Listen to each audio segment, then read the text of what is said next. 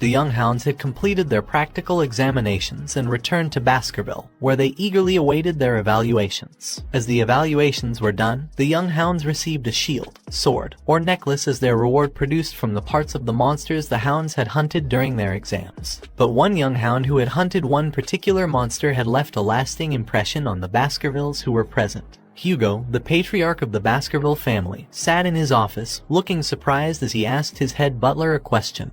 "Who caught what?" The head butler responded, informing him that Master Vikir van Baskerville, an 8-year-old hound, had hunted the Cerberus and a plus-ranking monster who had accidentally crossed over to the restricted area during the practical exam. Hugo was surprised that Vikir hunted a high-ranking monster that even the family's guardian knights tended to avoid. The head butler went on to explain that the monster had been wounded by the barbarian tribe and that Master Vikir had applied poison to his wooden spear. But there was no further information on what kind of poison it was or how he obtained it. Hugo was intrigued, but the head butler could only report what was written in the hunting journal. He had planned to ask Master Vikir about it, but the young hound had returned to his dorm, stating that he was quite tired. Hugo was amused, remarking that the little brat was already so sly. He believed that information was power, and power was worth something. The head butler couldn't help but express his shock, saying that he was surprised that a hound named Van, rather than Lorelei, was so talented. Hugo responded, saying that he did not discriminate based on a hound's bloodline. He raised hounds based on their talent and spite, not their lineage. This meant that even mutts could come from royal bloodlines. The head butler was left wondering if Hugo was concerned about his second son, who was preparing for isolation training. However, he didn't voice his thoughts aloud and simply apologized. Hugo dismissed his apology, but said that he needed a mood booster, and head butler responded by saying that he will summon Master Vikir. Vikir stood in front of Patriarch Hugo, looking composed and confident. Hugo asked him about his success in catching the Cerberus during his practical exam, and Vikir calmly replied that he had used chocolate on his wooden spear, as it was a lethal poison for cannid monsters. This surprised Hugo, who then realized the reason why Vikir had asked for chocolate before the hunt. The head butler, who was present in the room, was taken aback by the lack of a proper greeting between the two, wondering if this was really a conversation between a father and son. But the conversation continued, with Hugo asking Vikir why he had not responded properly when the butler had questioned him about the hunt. Vikir explained that the butler was not his master, and when Hugo asked who his master was, Vikir simply said that as he belonged to the clan, the master of the clan was his master as well. Hugo smirked as he congratulated Vikir on his successful hunt, telling him that as a reward, the monster's corpse would be his alone to claim. And as the highest scorer, he had the privilege of making a wish. Vikir's eyes lit up at the opportunity, and he knew exactly what he wanted. With a determined expression, he spoke his wish aloud, requesting access to the 10,000 Epistle Library. 10,000 Epistle Library was one of the largest libraries in the Empire, located deep within the heart of the Baskerville clan. Hugo raised an eyebrow in surprise at the request, reminding Vikir that only the patriarch and second-in-command, along with their direct descendants, were permitted to enter the library. Undeterred, Vikir stated that he was willing to give up if it wasn't allowed, but secretly he was already planning to sneak in.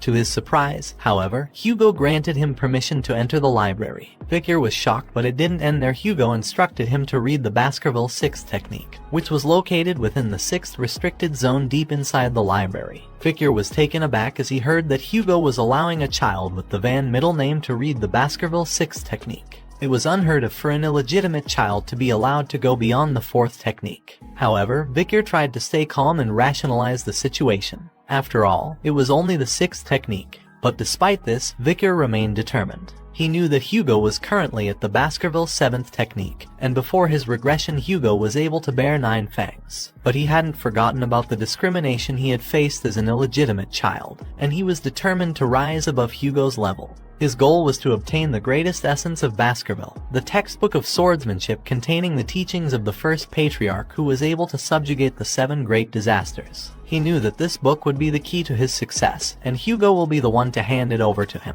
As Hugo smiled faintly and wished Vikir good luck, Vikir bowed and thanked him. He knew that Hugo had no idea of the true value of the random book he was handing over, but that didn't matter to Vikir. He was confident that he would make the most of this opportunity and grow stronger beyond everyone's expectations. Vikir arrived at the 10,000 Epistle Library for the first time and gazed around in amazement. As he browsed through the books, he read out their names to himself: severing incisors, grinding molars, piercing canines, snaggletooth that embeds twice, wisdom teeth that lay down, and other books on swordsmanship. These were the books on swordsmanship that he had desperately wanted to learn in his past life. However, Vikir knew that no matter how much mana an illegitimate child of Baskerville had, they could not learn any swordsmanship that was superior to the fourth technique. The Baskerville family had implemented this as a defense mechanism to ensure that the children who became hounds did not bare their teeth towards their master. Vikir eventually arrived at a place where a book was locked with chains with a lock in the middle. He wondered if this was it, the book on the sixth technique. He couldn't believe that Hugo had offered him the book on the sixth technique. Vikir knew that if it was before he regressed, he never would have dreamt of this opportunity. As Vikir unlocked the lock, he thought to himself that of course Hugo had allowed this, thinking that an 8-year-old child wouldn't be able to memorize the contents of the book in a day. But before Vikir's regression, he had already learnt the theory behind the first to fourth technique until he got sick of it. He had done this in order to deduce and speculate the theory of the fifth technique. Vikir had a realization that after drawing the fourth tooth, he needed to have stopped the flow of mana. Perhaps that was why he couldn't make the fifth tooth. The Baskerville swordsmanship had a unique trait where, depending on the stage of the sword, it's 1 tooth for the first technique, 2 teeth for the second, and so on. And when you draw teeth, a special trait, a red sword energy, appears. Despite getting a chance to read the book on the sixth technique, Vikir didn't care about it. He had come to the 10,000 epistle library for a different reason, to find a stage that was higher than the one he was currently at. Vikir walked out of the swordsmanship books section of the library, catching the guards by surprise. They questioned him in disbelief that was he done reading books already. The guards offered to get him more books, mentioning that there were other swordsmanship books deep within the library. But Vikir declined and assured them that he had finished what he came for. The guards were amazed that Vikir was done so quickly and suggested that he stay longer to browse other books. Vikir assured them and said that he was thinking of reading other books before leaving. As Vikir walked away, the guards began whispering amongst themselves, commenting that the section Vikir was going to was filled with miscellaneous books. One of the guards suggested that if it were him, he would read about the textbooks on swordsmanship that were deep within the library. He wondered if Vikir didn't know their worth because he was young.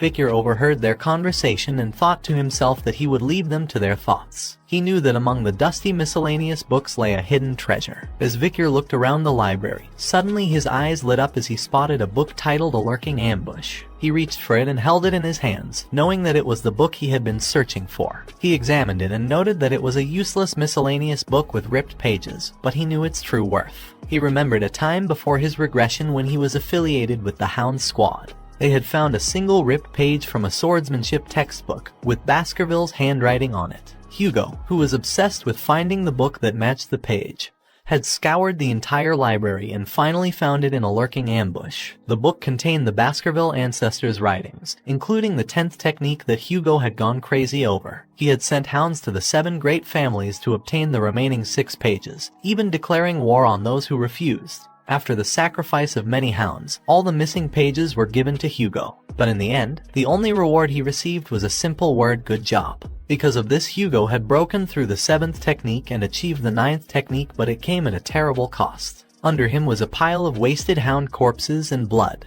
Vikir's eyes narrowed with anger as he recalled this memory and said that it was a stupid life. He knew he could not let it happen again. Vikir remembered all the contents of those missing pages and realized that the only reason he couldn't progress beyond the 4th technique was that he had no access to the original book. He knew that those missing pages held the key to mastering the techniques. Without them, the book was nothing but a collection of random and useless techniques. After reading the book for a while, he said aloud that if other people read this book, it would seem like a miscellaneous book that didn't make any sense. But the moment you use the missing pages and fill in the blanks, the false and misleading information turns into an amazing masterpiece of a book. Vikir had reached the highest level of graduator aura and the highest level of the 4th technique before he regressed. He knew he could do it again, but this time, he wouldn't make the same mistake. He made a vow to himself that before he turned 15, he would reclaim the power he had lost. Vikir was deeply engrossed in reading the book, and time seemed to pass quickly. When he finally closed the book, he realized that the night had turned into day. He was amazed at how much he had achieved during this time and felt proud of himself for memorizing the entire book's contents. As Vikir stood up, he took notice of his surroundings and realized that the Guardian Knights were nowhere to be seen. He knew that he could not draw 10 teeth with a young body, but he was confident that currently he had the potential to achieve the 5th technique that he couldn't reach in his previous life.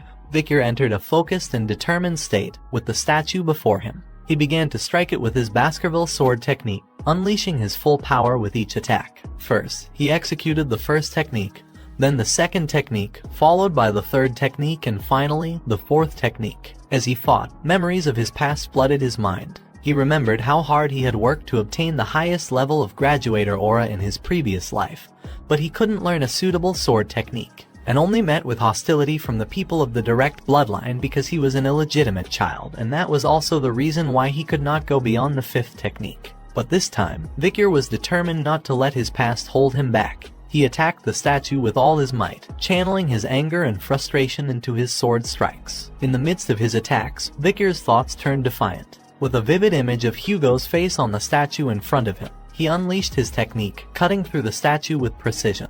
Vikir breathed heavily and wondered if he was able to execute the 5th technique. He clenched his hands and smiled as he felt a hot sensation rise from his heart to his neck. He was overwhelmed with happiness to the point that he could cry. Suddenly, he realized that he needed a sword to test his newly learned technique. At that moment, at a record-breaking speed in Baskerville's history, a young hound's canine teeth started to grow that were bared towards its master. Vikir beamed with pride, his body still trembling with excitement from his success in drawing the 5th tooth. He couldn't believe how far he had come, and how quickly he had managed to do it. He marveled at the strength of his mana, now able to support him at a level he had only achieved after years of hard work in his previous life. As he looked at the liquid aura flowing within him, a sign of his newfound status as a graduator, he couldn't help but feel a sense of awe. Graduators were on a completely different level from sword experts, and he was now one of them. It was a point that had taken him 30 years to reach in his previous life, and yet here he was, only 8 years old. The solid aura within him had transformed into a liquid state, with increased density that allowed him to use it more freely. Vikir felt confident about his new skills and abilities, and he knew that he could achieve much more. He was determined to master the lurking ambush sword technique and use it to its full potential. He realized that with this technique, he could smoothly transition between offense and defense, making it the perfect technique with no limitations. Vikir carefully placed the book near the window and took a moment to reflect on his progress. He knew that he had come a long way since his regression, and he was now stronger and more skilled than ever before. He felt that he could challenge a mid-class graduator if he put his mind to it, and he was confident that he could win using his new skills. However, Vikir also knew that he couldn't reveal too much of his strength to Hugo. He needed to give Hugo something to look forward to, so he had enough time to take everything he needed. Vikir took out a magnifying lens and placed it carefully near the book. The sun's rays converged onto the pages of the book through the lens, and a little fire started burning it. With an evil grin, Vikir commented that the destruction of the book would make it difficult for Hugo and the hounds to reach the 10th technique, although Vikir himself would have no such difficulty. Suddenly, the guards, who had been nowhere to be seen, arrived in the library. The smell of burning paper had caught their attention. They were startled to see Vikir there and demanded to know what had happened. Vikir's expression quickly changed to one of apology, and he explained that he had accidentally left the magnifying glass around, which had caused the fire. He offered to inform the butlers of the incident. The guards knew that they could be punished heavily for this, and after a brief pause, one of them spoke up that this was not something that he needed to apologize for. It was their fault for not looking after him properly, and they were just glad that this was an area with only useless books. Vikir asked if they were busy with the Moore clan regarding the ruby mines. He thought they wouldn't have time to deal with small problems like this, especially since they weren't even there to begin with. The guards agreed to keep it a secret, as long as Vikir was willing to do the same. As he started walking away, Vikir suggested they keep the incident between themselves, and he apologized for taking up their time.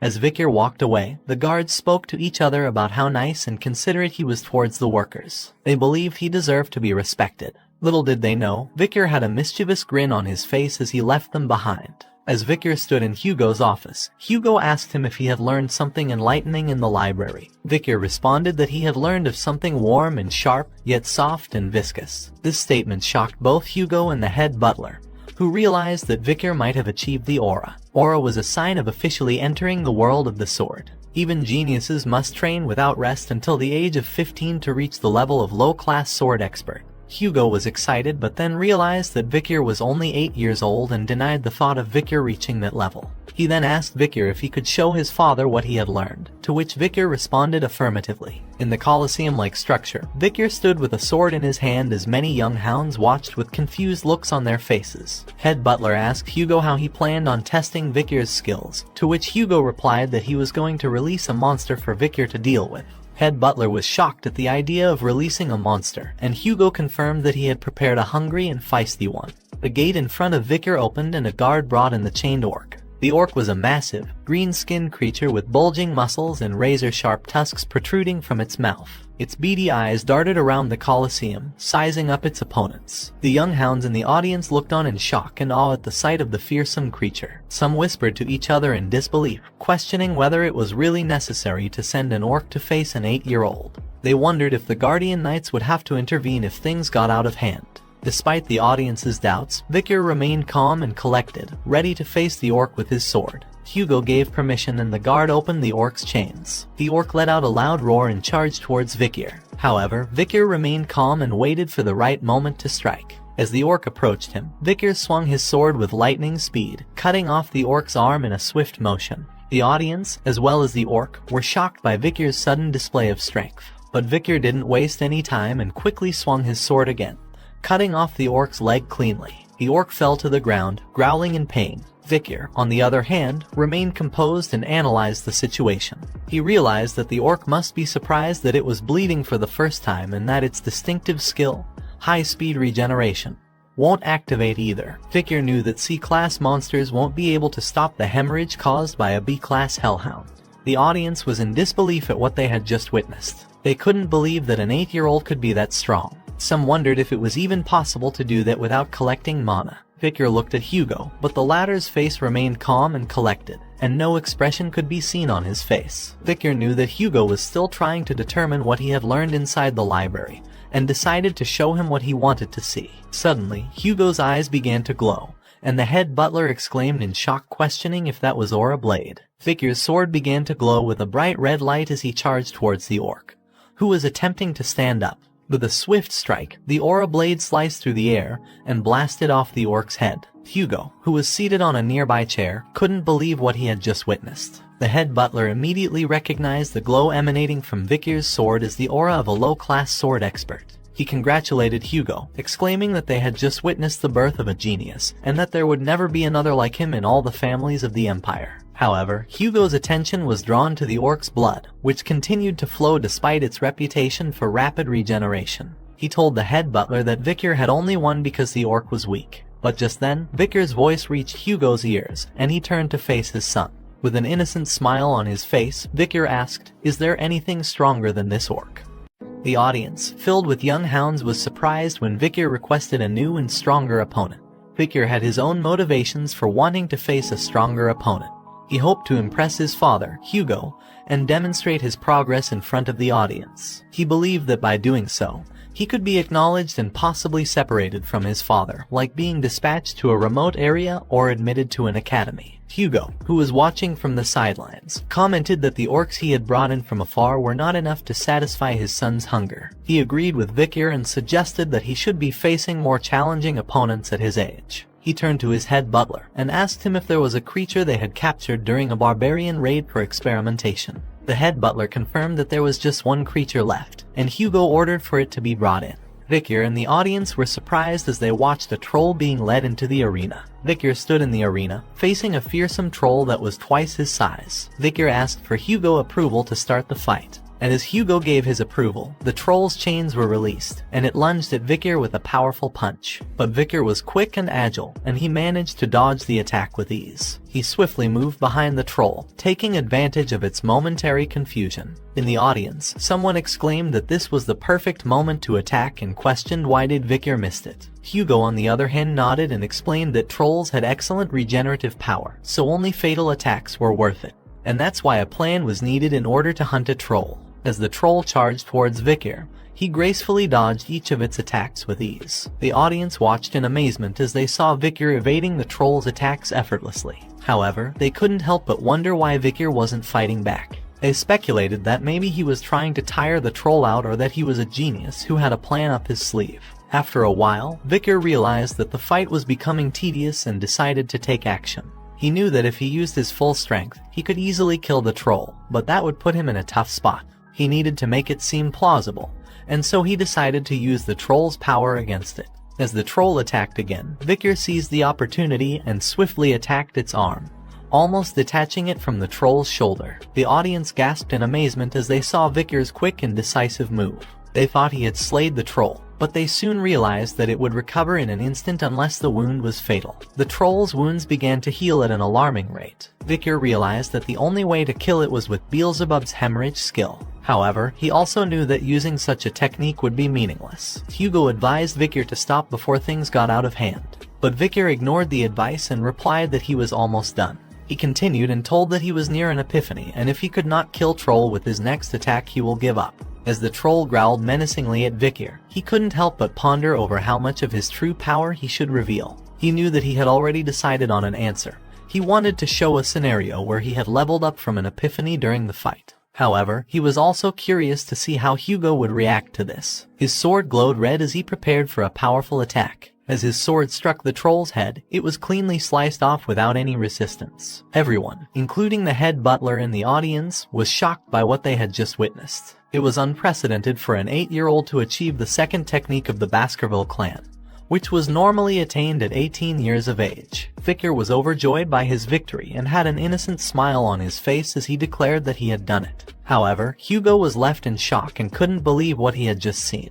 A week had passed since Vikir's impressive display of power against the troll, and he found himself sitting in the Baskerville clan's dining area, staring down at a bowl of unappetizing miscellaneous meat porridge. While eating his food, Vikir noticed that everyone was avoiding him, which didn't come as a surprise to him since power was everything in their family. But he was pleased when he saw that even Hugo was taken aback by his recent display of power. Vikir reflected on what he had revealed about himself so far, including his Baskerville second technique and mid-rank sword expertise. However, he also knew the truth that he was in fact a low-rank graduator who could weakly perform the Baskerville fifth technique. With the skill he obtained from the troll, he believed he was now stronger than the average graduator. He then remembered that he had been eating a lot more since obtaining the skill for Beelzebub's third slot, which now had a super speed regeneration troll with a C+ rating. Suddenly, the triplets appeared behind Vikir, causing him to be surprised and cautious. He thought to himself that he didn't want to deal with them again, so he turned back to his food and resumed eating.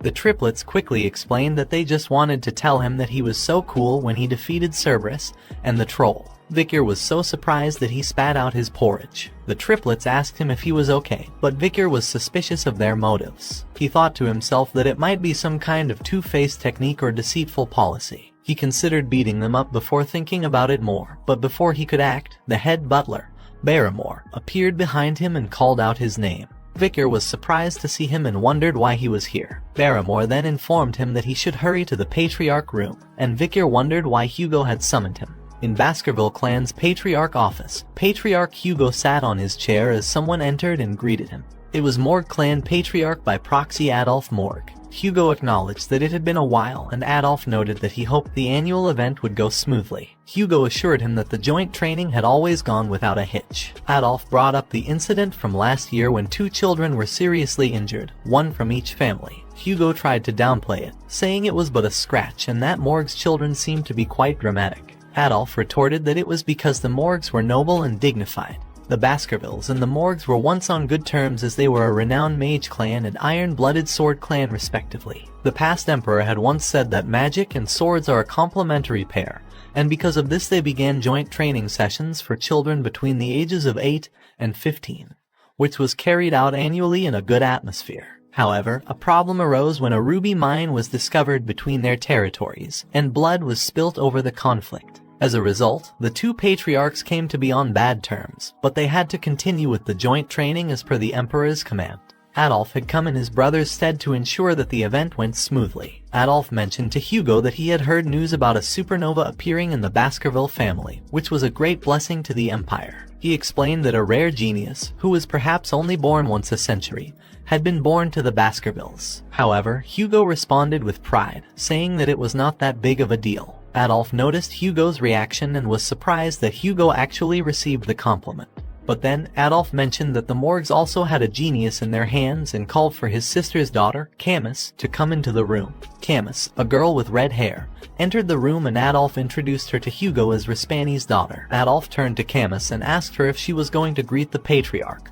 But instead of answering the question, Camus accused Hugo for being the thief who stole their ruby mine and demanded that he give it back. This accusation didn't sit well with Hugo, who gave Adolf an angry stare and questioned the accusation. Camus then explained that Adolf had referred to the annoying chin beard as the thief who stole the ruby mine. Adolf denied ever saying such a thing, but Camus insisted that he had said it an hour and 42 minutes ago, right before getting off the carriage. Hugo, still trying to control his anger, asked for clarification, but Adolf tried to defuse the situation by suggesting that there was a misunderstanding. However, Hugo said that there was no need for Adolf to explain the Morg clan's problems with children's education to him. Camus persisted in her demand for her rubies to be returned, complaining that she couldn't even do research without them. Adolf tried to calm her down by calling out her name, but to no avail. Hugo was losing his patience and commented in anger that it seemed like the Morgs didn't teach manners at all. Adolf defended Camus, questioning what Hugo planned on doing to a child and if he was threatening an 8-year-old girl. This left Hugo speechless as he couldn't bring himself to act in such a way that would hurt his pride. Suddenly, a new voice entered the room, remarking that the Morgs don't teach their children not to envy what belongs to others. The speaker of this voice was none other than Vikir, and the head butler informed Hugo that he had brought the young master. Adolf was taken aback by the sudden appearance of Vikir and couldn't help but wonder if he was the Baskerville supernova. However, his thoughts were interrupted when he realized that Camus, who was sitting right next to him, had disappeared. Camus, on the other hand, had approached Vikir and demanded to know what he had just said. Adolf called out her name, trying to stop her from causing a scene. Meanwhile, Vikir was analyzing Camus, wondering if she was the Morg clan's iron-blooded empress, Camus Morg. Vikir recalled Camus' reputation as the genius of geniuses within the Morg clan, who had raised countless great mages. At her peak, she had killed all the monsters and barbarians in the Le Rouge et Le Noir mountain by herself, burning them to death on spears and creating the famous border of blood and ashes. In addition, her beauty was captivating, and she was able to manipulate even the imperial family. As a result, she was called the Fire Goddess of Authority. Vikir noted that this was all in the far future and that she was just a child right now. Camus interrupted Vikir's thoughts and aggressively questioned why the ruby mine belonged to Vikir. Vikir remained calm and collected, even going as far as to call Camus out on throwing a tantrum. Camus then began to cast a spell, but instead of attacking, she created an ice sculpture to illustrate her point. Vikir was surprised by Camus's use of spell as an ice sculpture instead of an attack, as was expecting a fight to break out between the two. As Camus pointed to her creation and began to explain, Camus pointed to a nearby cave and began to explain the situation regarding the ruby mine. She stated that the mine was situated on the border between Morg and Baskerville territories and was called the Joint Security Area. Camus continued, saying that while the entrance to the mine was on Morg territory, the mine itself ran underneath Baskerville territory, preventing the Baskervilles from claiming it all for themselves. Camus emphasized that the ruby mineral vein belonged to the Morg clan, but the Baskervilles were claiming that it was trespassing and interrupting their mining activities. Camus further explained that the Morgs had offered to pay rent for the territory, but the Baskervilles had rejected the offer. Adolf seemed pleased with this explanation, but Hugo was becoming annoyed with the situation. Vikir then mentioned that rubies were commonly used for magic ingredients and that the Baskervilles didn't need to mine them. However, he also pointed out that it was unfortunate that the Baskervilles weren't fools who would open their territories just for few pennies. Camus was surprised and confused by this statement, pointing out that if the Baskervilles didn't need rubies, then why not rent their land? Vikir explained that the Baskervilles were only interested in their land and didn't want anyone else to profit from it. He warned Camus not to come into their territory, as they were the only ones who would lose out in the situation. Camus, however, was not satisfied with this explanation and decided to take matters into her own hands. She claimed that she had possession over the ruby mineral vein, and she placed her arm over the sculpture in the Baskerville territory, asking whose arm it was. Vikir caught her arm and responded with a smile, saying that it was his arm, as it was in his land. Camus felt her face flush with embarrassment as Vikir's words made her feel flustered. She couldn't believe what she was hearing and responded with a stutter, asking him what was he talking about. How could she belong to him? Vikir, who seemed amused by Camus's reaction, replied with a mischievous grin, "Who said you're mine?" Camus was confused by Vikir's response, and suddenly, Vikir pulled out a knife from his back, which surprised not only Camus but also Adolf and the head butler. Vikir's evil grin sent chills down everyone's spine as he said, "I'm saying your arm's mine." Camus was taken aback by Vikir's sudden change in demeanor, and said in a shaky voice, "What?" Hugo, who was sitting nearby, was sweating profusely, and the only sound that could be heard in the room was a hiccup. As Vikir began to move the knife towards Camus' hand, she screamed in fear and called out for help from her uncle. Adolf appeared behind Vikir with a fierce expression and demanded that he back away from his niece. Camus seized the opportunity to escape from Vikir's grip and ran towards Adolf, seeking comfort from her uncle. Adolf was enraged and demanded an explanation from Hugo, asking what was going on. Hugo looked at Vikir and acknowledged that he had gone too far with his joke. Vikir then revealed that the knife was only a toy, something that was commonly played within the Baskerville family from a young age. Adolf was shocked and upset that such a dangerous toy was given to children, and he demanded an apology from Vikir. Vikir humbly apologized to Adolf and assured him that he had no intention of making Camus cry. However, Adolf was still angry and accused Vikir of not taking the situation seriously enough. But Hugo intervened and said that adults shouldn't meddle in affairs of children, and attempted to diffuse the tension by changing the subject, suggesting that they focus on discussing the ruby mines and complete the friendly duels first. Adolf was hesitant at first, but eventually agreed to hear Hugo out. Camus, still upset and tearful, warned Vikir that she would not forget what had happened. Vikir simply smiled faintly in response, seemingly unfazed by the situation. The day of the friendly duels had arrived, where all the children between the ages of 8 to 15 had gathered to show off their skills. While the younger children engaged in theoretical battles or displayed their mana sensitivity, the older children stole the show with their live battles. But this year all eyes were focused on the battle between two renowned clans, the Morg clan and the Baskerville clan. The two geniuses of their respective clans, Camus Morg and Vikir van Baskerville, were to showcase their skills in a practical training match. Camus instructed Vikir to get ready, emphasizing that once she was prepared, she wouldn't hold back. Without wasting any time, Camus began casting a spell, leaving the audience in awe. One spectator couldn't help but exclaim, wondering if Camus was casting quadra spells. The fact that she was able to cast 4 spells simultaneously was impressive, even more so since she was only 8 years old. Another spectator praised her, acknowledging that Camus was the genius mage of Morg, and such feats were expected of her.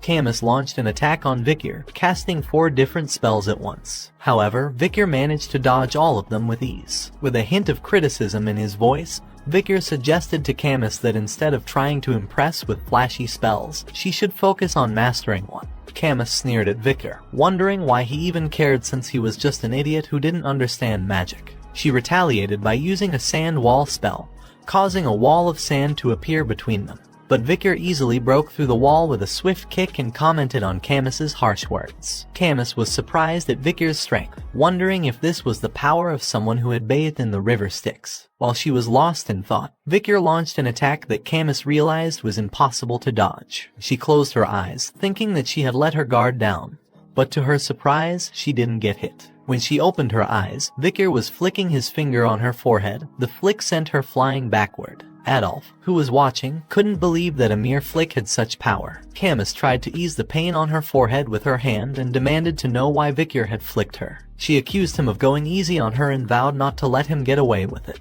However, Vikir just smiled and pointed to his forehead, suggesting that they should end things before they got out of hand.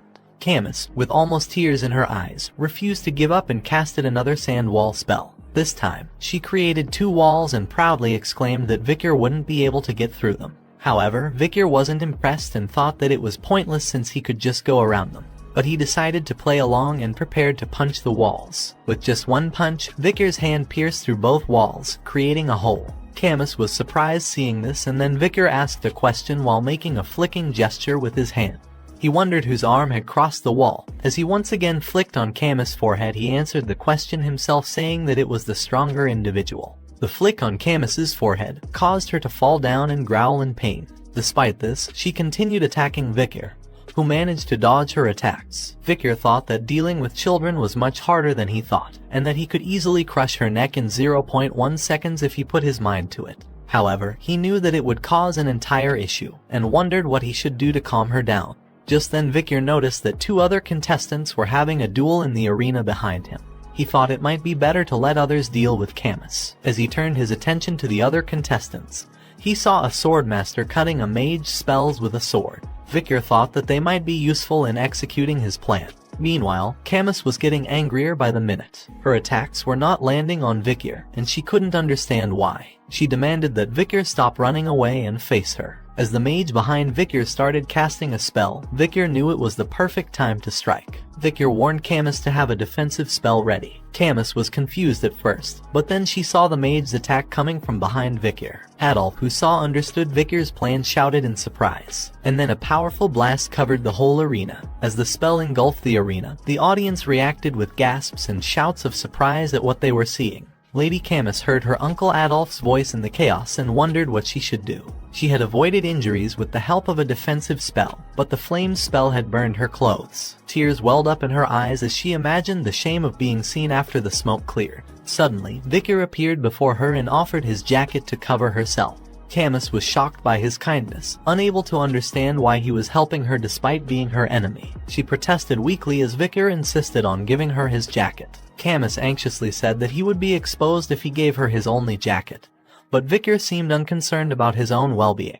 Camus couldn't understand why Vikir was taking care of her, despite their enmity. Camus noticed that Vikir was bleeding from a scratch on his arm and pointed it out to him.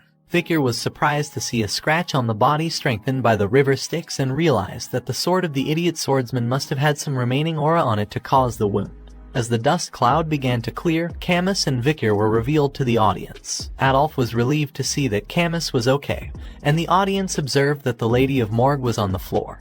But the one bleeding was the young Baskerville, making it difficult to determine the winner of the battle. The audience also noticed shirtless Vikir, revealing his fit physique. They marveled at his muscles, impressed by his talent for training his body at such a young age. Camus's eyes looked different as she watched Vikir, and a light blush spread across her cheeks. As Adolf hugged his niece, Camus, she continued to steal glances at Vikir, unable to understand why she was feeling drawn to him despite their earlier enmity. After the battle, Hugo and Vikir walked down a dimly lit hallway. Hugo turned to Vikir and asked how the battle with the Lady of the Morgue clan was. Vikir replied that it was interesting and that he had learned the purpose of the event once again. Hugo then remarked that a battle with a mage was different from a battle between swordsmen and asked why Vikir did not go for a clear blow. Vikir hesitated before admitting that he was confused about how to deal with a lady. Hugo warned him that letting his guard down in battle would lead to injury, and that he should take the injury as a lesson. Vikir was surprised that Hugo was worried about him. He didn't remember much about what Hugo was like during his youth since he was always so cold, strict, and brutal. There were rumors that his personality had become that way because he had lost his first wife and eldest daughter, but that wasn't Vikir's problem. Hugo then changed the subject and asked Vikir what he thought they should do with the ruby mines. Vikir spoke up, suggesting that they give away control over the mines. Hugo was taken aback and asked for his reasoning. Vikir explained that the main task of the Baskerville clan was to grow their territories, and that the monsters and barbarians living in the area around the mines would become a problem during their expansion into that region. He suggested that if they could utilize the Morgue clan well, they may be able to minimize the losses incurred during their expansion. Hugo agreed with Vikir's reasoning and explained his plan. Once the Morgue clan receives control over the ruby mines, they will assign a great number of people there, and all they need to do is push the monsters and barbarians into that region. They would then be able to take care of all the problems at once, and the rubies would be bathed in the blood of their enemies. Hugo was confident that if that happened, the Morgue clan would have to think twice before entering their territory. Hugo placed his hand on Vikir's head and acknowledged that Vikir's idea was about 90% in line with what he had in mind. Vikir, on the other hand, couldn't help but think that it was not a surprise as the idea was originally Hugo's, as Vikir had executed the same plan in his past life on Hugo's orders. Vikir then suggested that they should keep an eye on the Morgue's movements, but Hugo did not think it was necessary as he had already increased the number of hounds scouting the area. As Hugo and Vikir were walking, Adolf's voice interrupted them, calling out to Hugo. Hugo and Vikir turned their attention to Adolf as he mentioned that he had something to discuss with them before he left. They took seats in a nearby room, and Hugo asked what Adolf wanted to talk about. Adolf suggested that they peacefully resolve the issues regarding the ruby mines, and mentioned that fees for its usage was just one of many suggestions. He then proposed the idea of an engagement between the Morgue and Baskerville children. While Hugo and Adolf discussed the details, Camus was looking at Vikir with a blush on her face. Hugo then asked Adolf which child he had in mind for the engagement. Adolf suggested a union between the eldest son of the Baskervilles and the eldest daughter of the Morgs, his niece Camus. He spoke highly of his niece, stating that she was an incredible child with both beauty and knowledge, lacking nothing. Adolf suggested that Camus would be a great fit for the child known as the small son of the Baskerville clan. But Hugo expressed concern about the significant age gap between his son and Camus, informing Adolf that his eldest son was 25 years old this year. Adolf didn't consider it a significant issue, as it was only a 17-year gap between them.